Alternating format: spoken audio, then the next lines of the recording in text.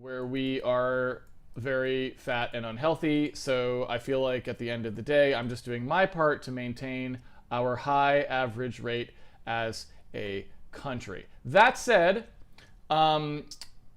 today on Handmade Hero, we're going to go ahead and finish our memory handling for our debug code, which we pretty much got into the position of almost finishing yesterday. We did the first part of it, but yesterday I talked a bunch about stuff, and so we didn't have that much programming time. So today I want to go ahead and finish that up, and then we can sort of move on to cleaning up the UI for our debug stuff as well, because then I think we just have our debug system running fairly cleanly at that point behind the scenes, and so we just have to start cleaning up the actual way it's displayed. Also, Martin's Mosaico, I don't know how to pronounce his name, I have never known. But you may know him as the person who answers like literally all of your questions on the Handmade Hero forums.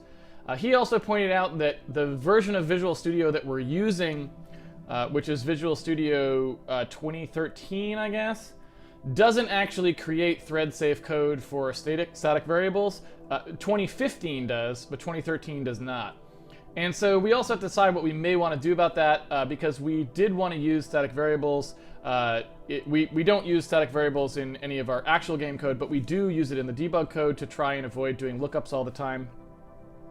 And so that code is something that we may have to consider as well. That's a sort of a separate issue that we may want to look at as just in terms of how things work.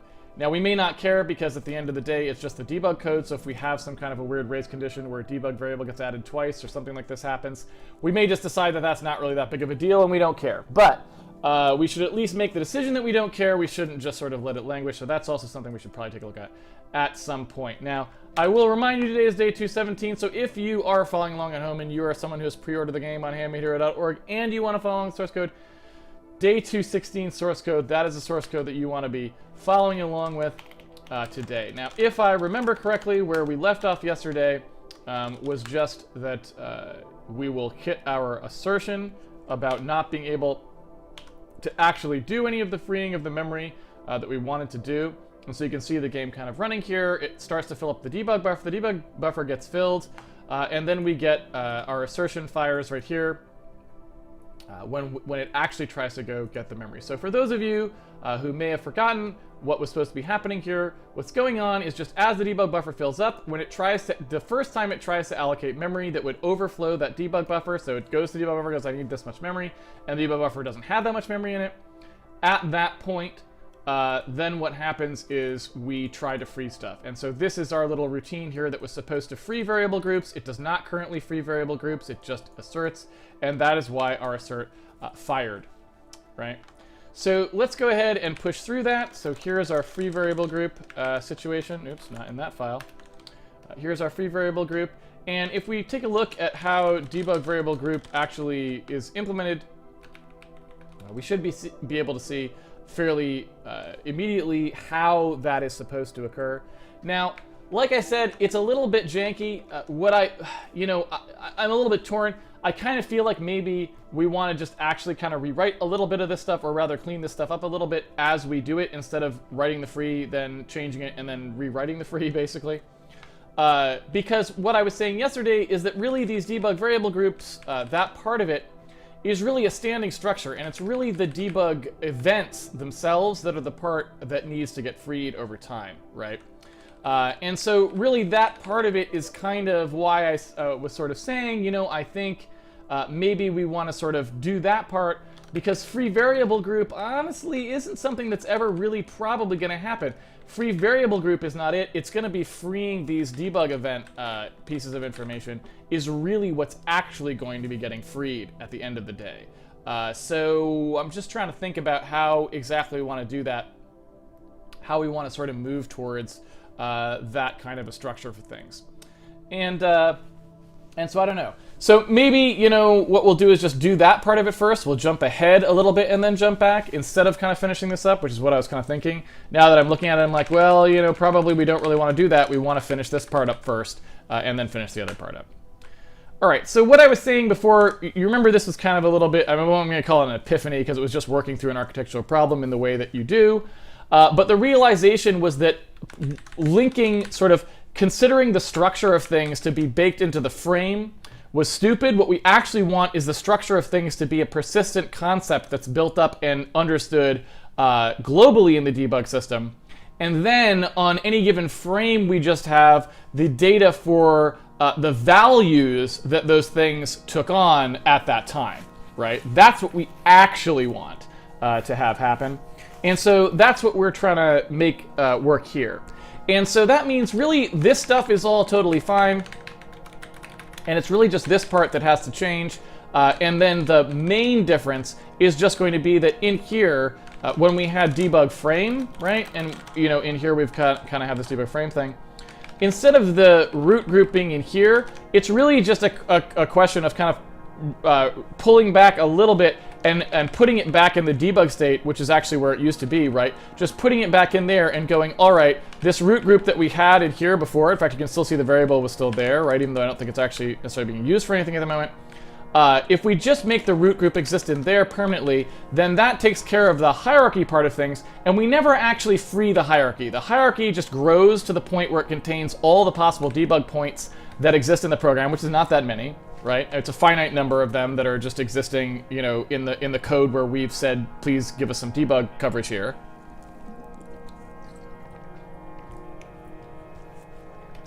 And after we do that, right? Then what we want to do is have some way, so we've got that debug hierarchy.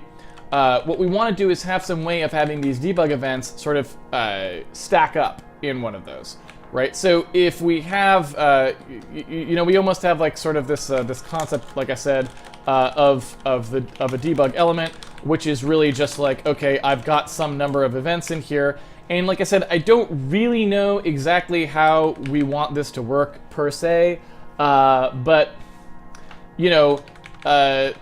just if you imagine the simplest possible thing, you could imagine us literally just chaining these events together and then sort of pulling them out as we start to free things. We'd pull them out. That's the simplest possible thing. You could also imagine keeping arrays here. I'm not sure what the what the best way to do that is. I'm not sure which is the way that we want. It's that it is. Where's the code?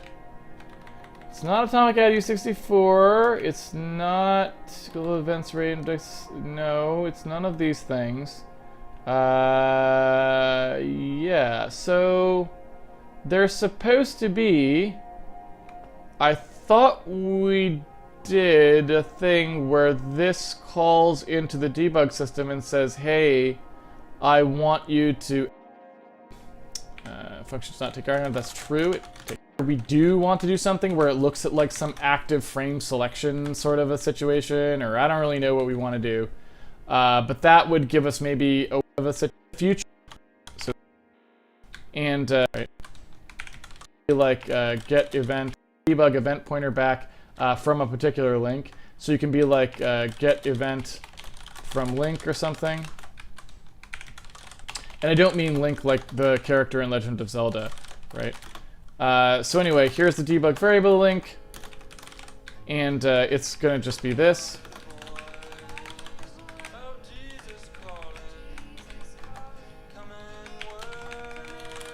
So, and right, link. So you can be like, you can get different things out of that, so that we can maybe potentially make it do different things in the future as well. So if we just said, okay, there's this, so if we just future as well.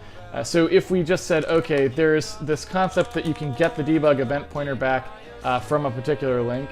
So you can be like get event from link or something. Be like that you can get the debug event pointer back from a particular link. So you can be like get event from link or something. And I don't mean link like the character in Legend of Zelda, right? So anyway, here's the debug variable link, right? So anyway, here's the debug variable link or something from a particular link. So you can be like get event from link or something. And I don't mean link like the character in Legend of Zelda, right? So anyway, here's the debug variable link. And it's going to just be this.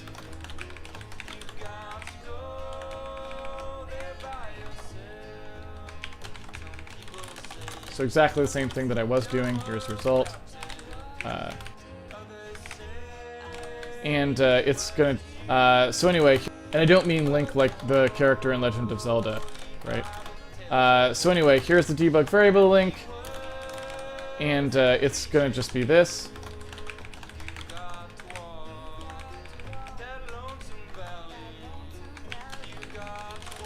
So exactly the same thing that I was doing. Here's result.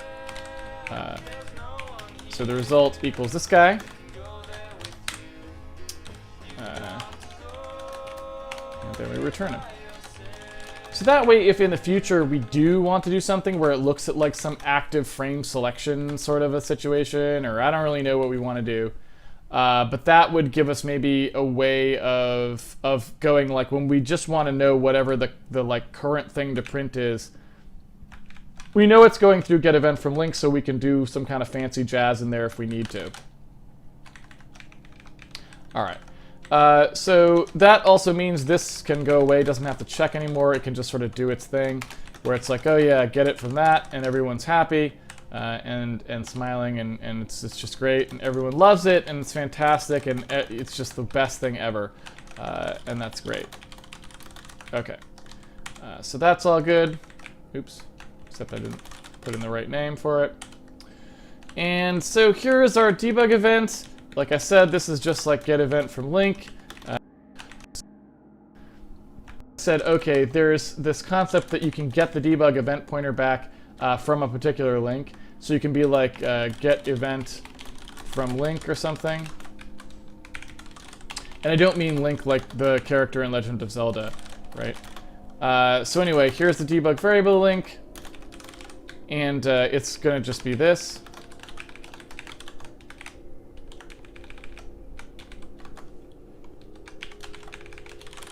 So exactly the same thing that I was doing. Here's result. So the result equals this guy. And then we return him. So that way, if in the future we do want to do something where it looks at like some active frame selection sort of a situation, or I don't really know what we want to do, but that would give us maybe a way of going like when we just want to know whatever the like current thing to print is. We know it's going through get event from link, so we can do some kind of fancy jazz in there if we need to. All right.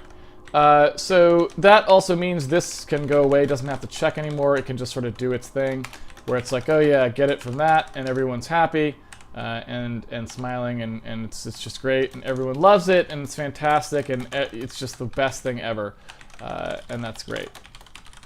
Okay, so that's all good.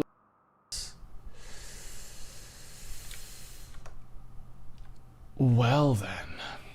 All right, so you can see what happens here, right? So essentially, we don't actually know in the debug system.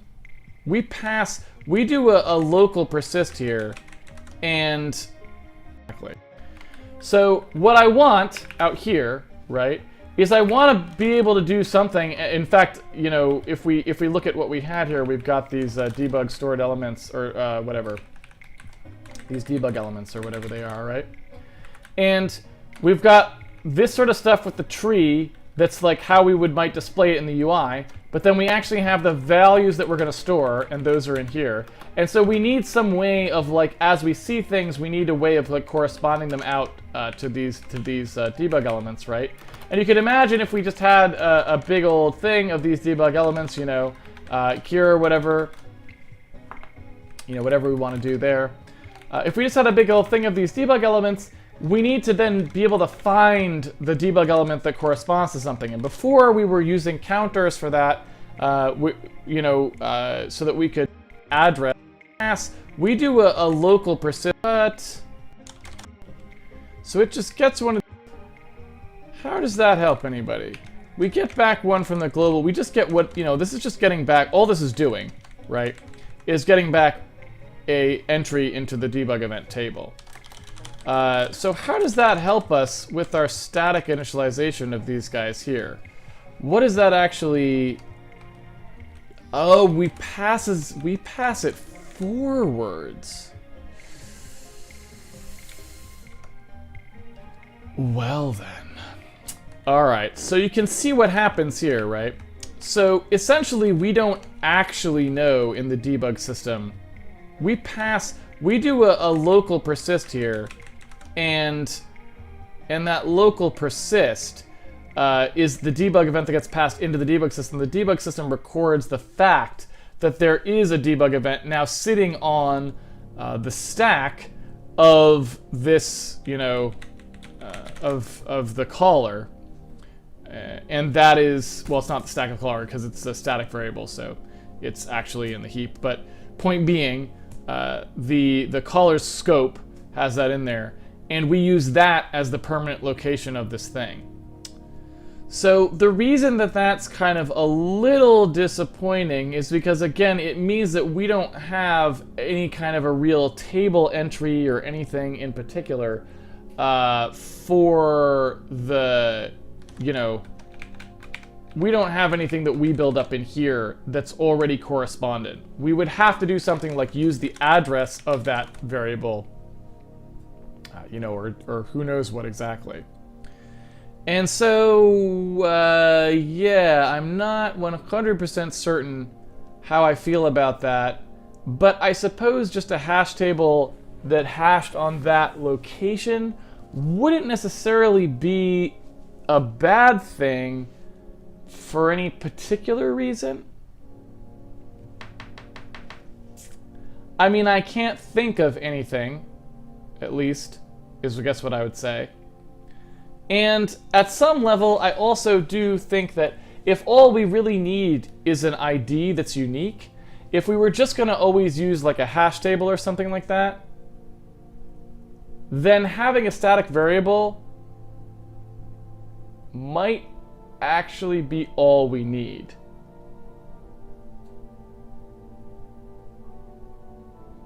So, riddle me this, Batman. Here's what I'm thinking.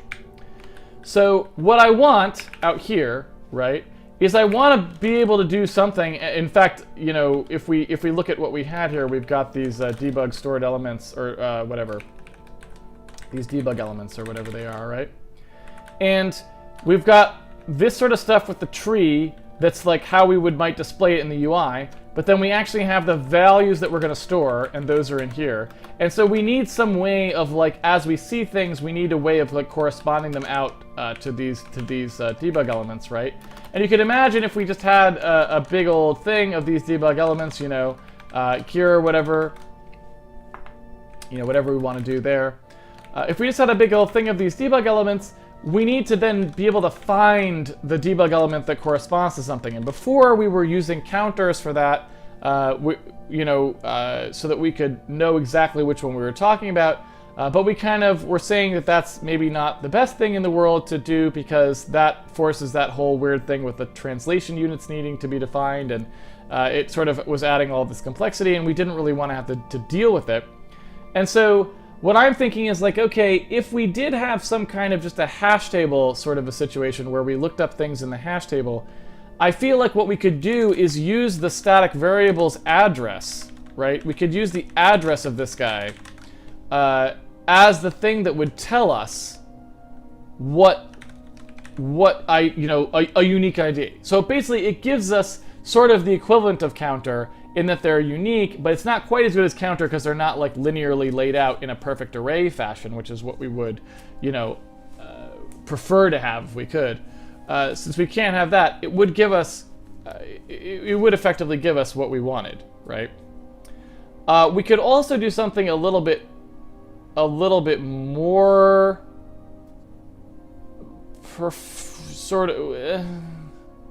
we could use sort of a thing that increments a variable as well to get a linearized version.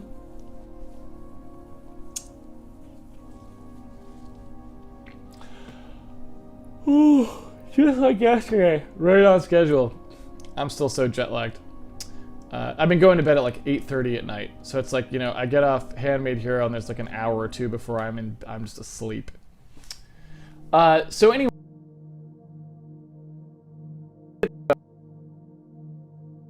alternatives are have a to be program for due to your sort of like your avarice and greed or whatever it is, then that sorry, there are no defenses for it, and then we're gonna grind you up for sausage to feed hungry people.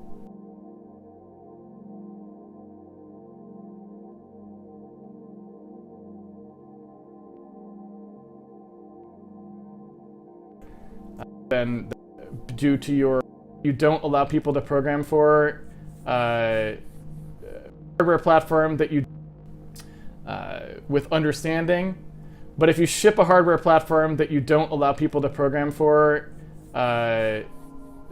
due to your sort of like your avarice and greed or whatever it is, then that sorry, there are no defenses for it, and then we're gonna grind you up for sausage to feed hungry people.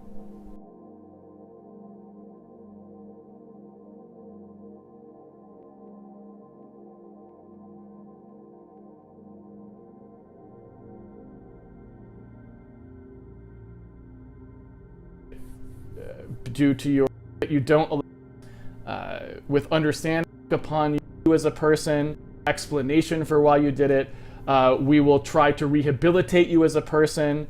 We will look upon you with understanding. But if you ship a hardware platform, understanding. But if you ship a But if you ship a hardware platform that you don't allow people to program for due to your sort of like your avarice and greed or whatever it is, then that sorry, there's a program for. But if you ship a hardware platform that you don't allow people to program for due to your sort of like your avarice and greed or whatever it is, then that sorry, there are no defenses for it, and then we're gonna grind you up for sausage to feed hungry people.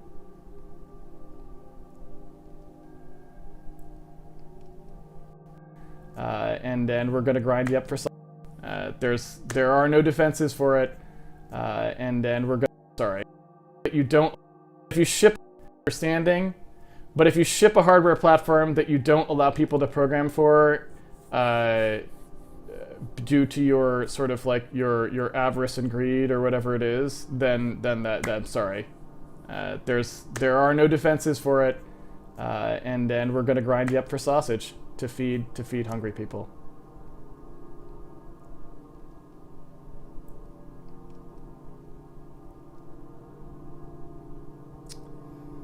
All right.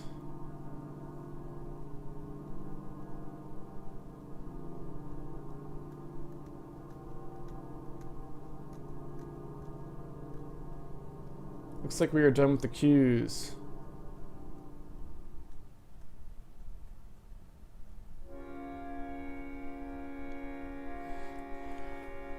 I'm gonna close it down. Yes. And yes, there we go. Well, thank you everyone for joining for another episode of Handmade Hero. It's been a pleasure coding with you as always. We're not quite finished with Handmade. Well, and yes, I'm gonna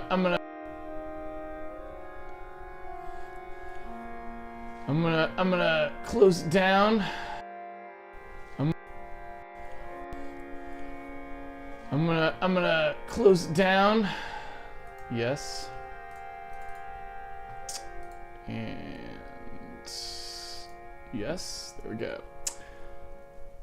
Well, with right, and it's unconscionable to me to be a fundamental thing that you are allowed to do, and so yeah, again, it makes me it makes there are no defenses for it. It is. If you ship a understanding, but if you ship a hardware platform that you don't allow people to program for, plenty of again of it's the kind of like without your permission case and not have environment because that does. And all of them will not be supporting files again. Use Windows RT. Now, on the Windows, you can build Windows. That's not the case with this. It's completely right, or grid, something like that. And I pay my $90, right? $90. If I build, so Windows any different, right? Keeper Caleb, yes.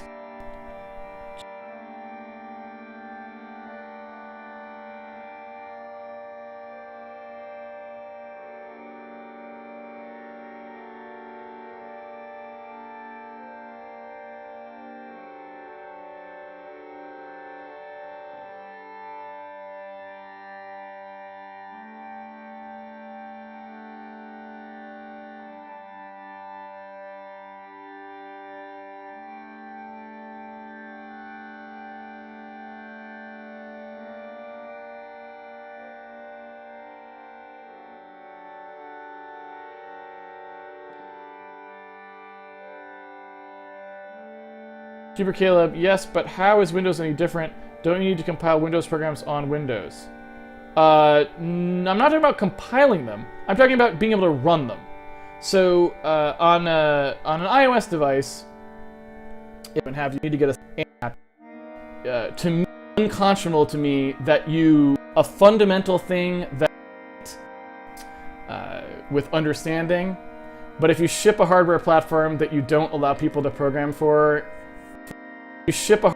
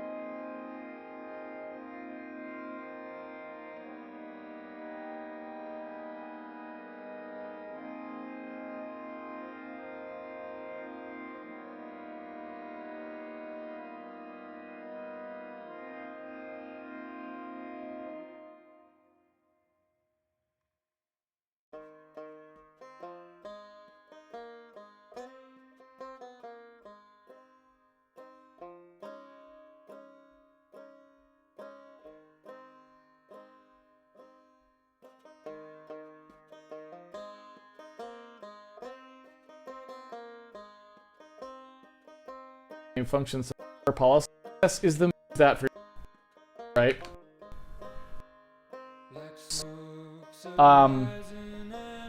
That would work.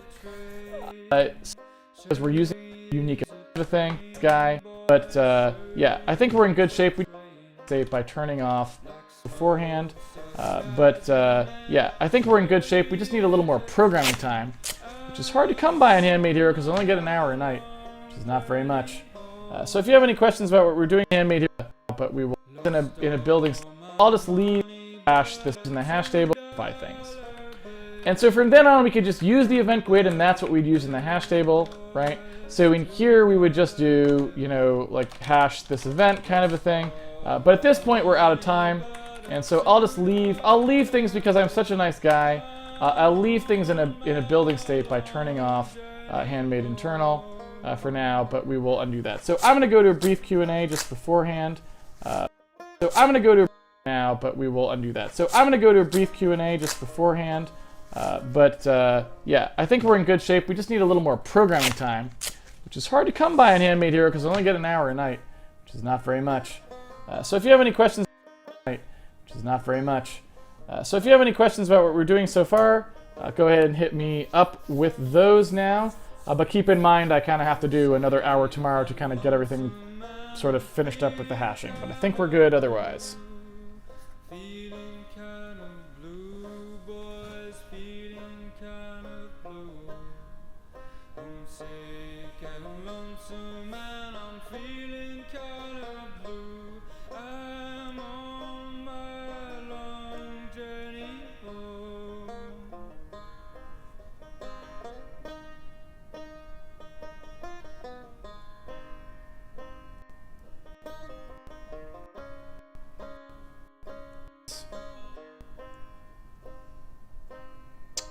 No question.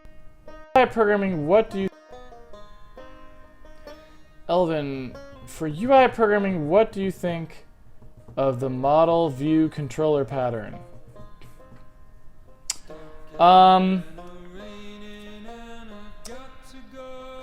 So I guess what I would say is, I think it's close to being the right way to look at UI things, or a right way, a good way, let's say, to look at UI things, but it's a little bit off. Like, you know,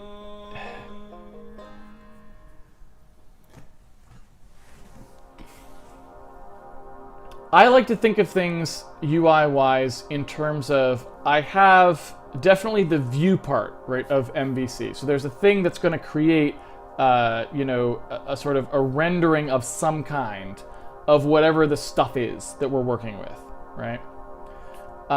And the model part makes some sense because, you know, whatever that thing is that's producing the viewable, you know, the view of things, it needs to have something that it's actually sort of, it needs to have some database, some structure that it's, you know, that it's actually rendering out of. So we know we also have some kind of a backing model that we're editing. So the model and view part are pretty obviously reasonable ways of looking at things. The controller part, the thing that I have a little bit of a problem with in MVC is a lot of times when it's described, that part is not really expanded upon to the degree that I think it needs to be in order to actually have a functioning system. Like, controller is partially in the view and partially in some other code usually. It's usually, controller is really two things, one of which is usually welded to the view in a number of ways, right? And so it's really like, more like model, view manipulator, input processor is really the actual thing. And model view controller, it makes it seem like controller is actually separate from view entirely, but the truth is it's not, if that makes sense. So it's like, considering how old model view controller is, it's actually pretty darn good in terms of like how it thinks about things. It's just people's, you have to be careful about what you actually mean when you say it, because it's easy to potentially like miss the important parts of it, I guess what I'd say. SSS McGrath. You can never have too many S's. SSS McGrath. You can never have too many S's in McGrath. Could you talk a bit about other debug system-y stuff you've done before? I've done all sorts of debug systems, not much like what you're doing now, and I'm curious what other stuff you may have done. Just high-level description, one-sentence descriptions are fine. So I've done a lot of different debug system things before. They range from, they're all over the map. I don't know if I'm supposed to really talk about Mustache, which is the most recent one I did. And that was at Rad. That one is pretty baller. And so we'll let that one sit for a minute. I've done ones, so Granny had a pretty interesting one. And I think it eventually got removed after my tenure there. I'm not sure anyone even knew it was there besides me, but basically the way the debug system worked in Granny was pretty funny. The DLL itself had some debug infrastructure in it, and what it would do is you could actually make a call into the DLL and say, give me the root pointer back to the debug system. And then there was a tray application you could run that was like Granny debug view. And that tray application, it would look, and anytime the Granny DLL was running, it would call into it and it would get that debug information out of it. So you could, in the tray app, look at any running Granny applications that were there and go, show me all of the stuff that's in them, right? And that was kind of fun because it's just a nice way of like being able to kind of like have an outboard thing that inspects the debug information inside a running application as it's running. It was just kind of interesting. So that was a bit of a fun one. I've definitely done ones that are kind of like the way that I'm doing it now on the event side of things. There are ones that use streaming event models like that. But the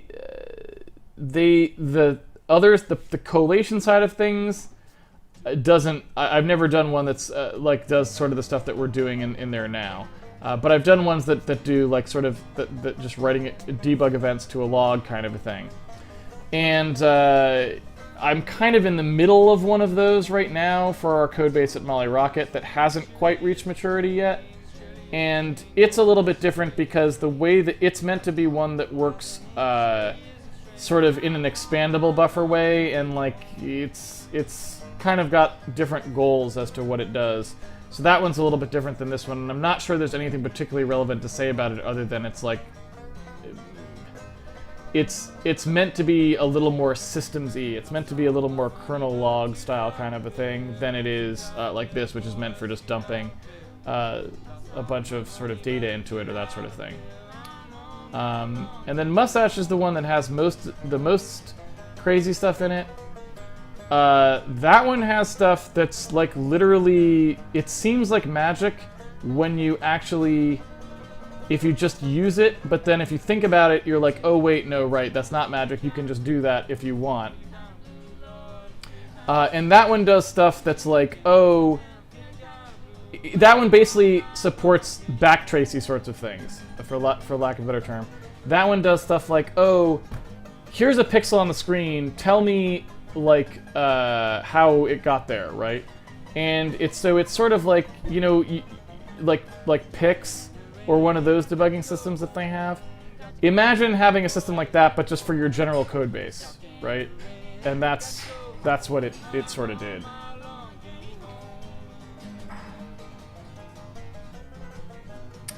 Chris Zero, can you explain what the macro nastiness exactly does? Why do you have 2 underscore levels?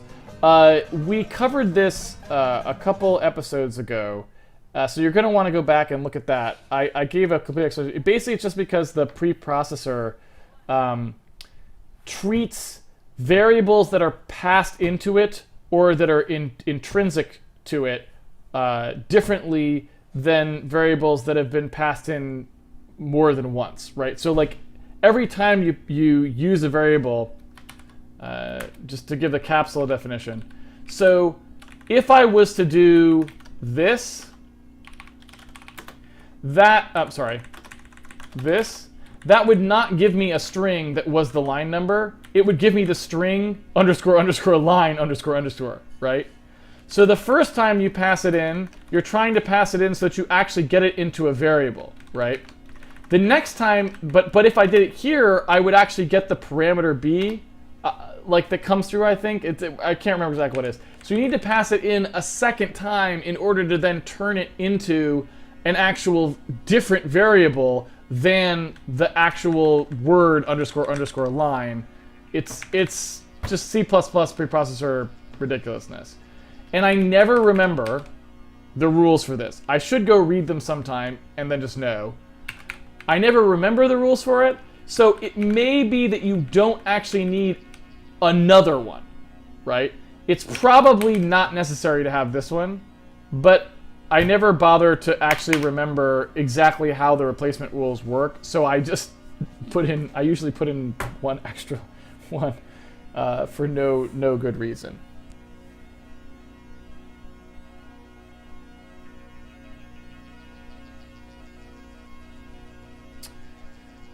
Let's see. Sizzle 182, would you say that your engine... let's see. Sizzle 182, would you say that your engine makes it easy for a new programmer to come in and add functionality? I don't know. That's not really something I care about. if that makes sense, because there are no other programmers on this project, so it's not really a goal, if that makes sense. So I would say that it's easy for me to come in and add functionality, which is what I care about. Elvin, I was implementing shadow mapping in OpenGL, which is what I care about. Elvin, I was implementing shadow mapping in OpenGL. It seems that there's a lot of issues and artifacts, and to work around those, you end up with something more complex and expensive. I kind of find it hard. That games with decent graphics. Oh, hard to believe that games with decent graphics use this technique. Do you know of any other good way to implement shadows, or we just have to work around its limitations?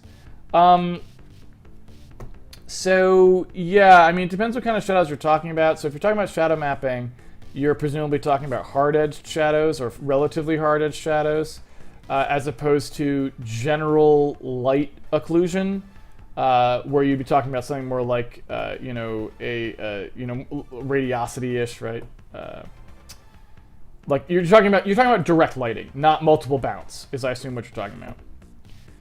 And what I would say about that is, I agree with your sort of your gut take on the shadow mapping. I've never liked it. You do have to do a lot of ridiculousness, like cascade shadow maps are, for example, a very common thing now, which is obviously more complicated than shadow mapping, and you're doing all these things to try and improve the resolution from the vantage point of the viewer and all this other nonsense, and it is kind of lame.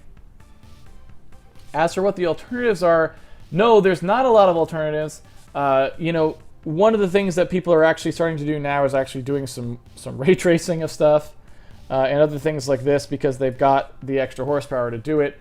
And so if you think about it, I feel like in the future it's entirely possible that direct lighting will be more ray tracy, just because that eliminates all of those resolution artifacts, and you're starting to have enough horsepower to do that. Like right now, if you wanted to ray trace shadows in a game, I think you just could. You probably have enough a horsepower to do that, and so really when you talk about the fact that we can't really do ray tracing in games, what we mean is we can't really do ray tracing of indirect lighting and the kinds of stuff that you might want to do, right? But you could absolutely do direct lighting ray tracing, I think, at this point. And so, maybe that will be a way that we can get out of that in the future. But, the thing to remember is ray tracing quickly is a real pain in the butt as well. And so, unless you're talking about like voxel ray tracing, which is again another kind of technique that's starting to look like maybe it's useful or whatever. Unless you're talking about something like voxel ray tracing, where the ray tracing really can happen entirely on the 3D card, you've got this nasty problem of, and when I say happen entirely on the 3D card, that's not what I mean. When you're talking about voxel ray tracing, you're talking about something that can happen entirely in a forward mapping sense, meaning you feed triangles into it, it rasterizes the triangles into the voxel grid, and then it traces them back through there.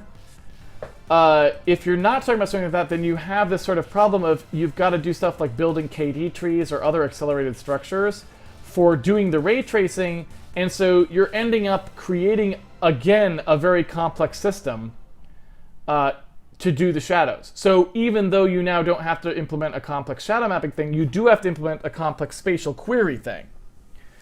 And so I don't really know what's going to shake out there. And I don't stay that up on those things these days because I'm not doing a 3D, I'm not doing a 3D sort of lighting kind of thing like that for our game at Mali.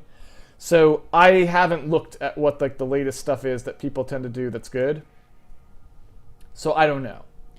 But all I would say is that, yeah, it's kind of a nasty problem because the reason that shadow maps are valuable and the reason that they work well is they're forward mapping. You dump a bunch of triangles into them the same way that you dump triangles into the renderer, right? You don't have to have a bunch of code that does spatial partitioning or other things to that. You just run the same sort of stuff you would run if you rendered. You can use that for your shadow mapping, and that's a pretty compelling use case, right? Whereas most other things involve sort of these these more complicated structures, and at that point you're back to having a complex thing you have to do. And so that's, again, one of the reasons why the voxel stuff is kind of interesting as it's going currently, because it's still a very feed-forward sort of a thing. There's no you never compare triangles with other triangles or things like that. You're always just dumping things into a very straightforward rasterization-looking pipeline, and out comes some stuff, right? So I don't know.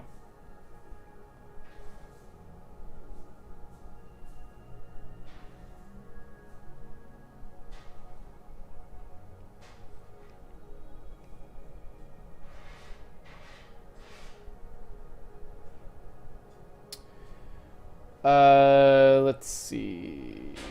Brutal Excess. Is the mobile platform limit to Android only, excluding iOS, for any particular reason? Yes. So Handmade Hero is... I am not ever going to allow it to be on platforms that are closed. So if you can't... If an end user is not allowed to just load the Handmade Hero directly onto their device, then we will not be supporting that platform. And so iOS, of course, does not allow that. The only way that you can do that on iOS is if you jailbreak. You have to basically use something that Apple doesn't approve to, like, jailbreak the phone. And in fact, that was illegal up until recently, until the Library of Congress passed an exemption for it. So it was actually even illegal to do it. If you could believe that. And so, yeah, so until Apple changes their really what I would consider pretty much anti-developer policy, we will not support them in any way on any platform.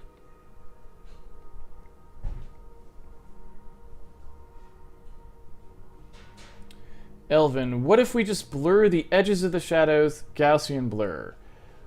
So that's not the problem with shadows. That's not what you're seeing when you look at shadows, Gaussian. Elvin, what if we just blur the edges of the shadows, Gaussian blur? So that's not the problem with shadows. That's not what you're seeing when you look at shadows and see problems. It's not because the edges don't have enough resolution. It's because the depth doesn't have enough resolution. So blurring it doesn't help, because it just means that you'll get blurry flicker instead of solid flicker, right? And the problem is the flicker, not the fact that it's hard, right? If it was just the fact that the edge is hard, then, you know. Elvin, do you think namespaces actually solve the problem of naming collisions, or there's no need for them and the usual C-style system name function suffices? Well, namespaces have a bonus over the C-style system name underscore function, because you can use the using declaration to pull them in and not have to do the underscore. So they do have a little bit of a benefit, right? Is it enough of a benefit for me to ever really care about it? No. But it's not completely useless, right? Cuber Caleb, yes, but how is Windows any different? Don't you need to compile Windows programs on Windows? I'm not talking about compiling them. I'm talking about being able to run them. So on an iOS device, if I build a executable, right, I can't send it to you and have you put it on your device. You need to be an Apple developer, you need to pay $90, and you need to get a signing certificate to put it on your device, right? And so as a developer, if I pay my $90, I have the ability to sign an executable and put it on some number. I don't remember the number of devices, 100, something like that. And if you want to put it on more than that, it has to go through the App Store, right? Or blah, blah, blah, blah, blah. It's all just it's ridiculous. It's completely draconian, and I don't approve of that at all. On Windows, that's not the case at all. On Windows, I can build this executable, and I can send it to you, and you can run it. You can build this executable. Nobody had to pay Microsoft, right? Now, on the Windows Store side of things, so if you wanted to use Windows RT, the new programming environment, all the standard Apple stuff applies again, and that's why we don't support that. So we will not be supporting the Windows Store either. The Windows Store can go die in a horribly disfiguring fire, and all of the people who are responsible for it can also be welcome to be in that fire. And if they need a little push into that fire, I'm happy to be the foot that does that. Because again, I hate anti-developer stuff because I am a developer. I've lived for 30 years in an environment where you were able to develop stuff and not have to go through these things, and I think that it's just basically pure greed and sort of I don't know what you want to call it, despotism, and I cannot tell you how angry it makes me. It is not a case of capitalism. It's not a case of economics. It's a case of like just fundamental rights for me. And the concept that you can sell a computer these days that a programmer is not allowed to write programs for without your permission is like, if I were in charge of the world, that would be like punishable by death. It'd be like you are just marched into a room and like you're never heard from again if you do that. It's like, it's the worst defense you can do, right? It's kind of like, in my mind, it's equivalent to, like, quite literally, it's equivalent to like what, you know, the old sort of 1984 style regimes do. It's the equivalent of like the media censor lockdown, like we control what you can think and say thing. Like I put them in the same category, like the worst kind.